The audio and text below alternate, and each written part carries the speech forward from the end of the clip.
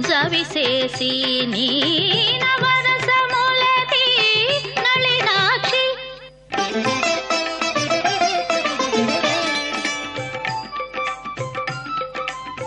సింహవాహనంపై నరహరి రూపంలో అమ్మ ఎంతో గొప్పగా ఈ రోజున అనుగ్రహిస్తూ ఉన్నారు.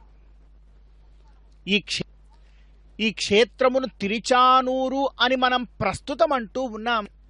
అంటే చంద్రుడు కొండ మీద ఉండేటువంటి 7 కొండల మీద ఉన్నటువంటి ఆ కటివరద హస్తాడరేడు వెంకటేశ్వరుడు చంద్రుడైతే వెన్నెల అమ్మవారు.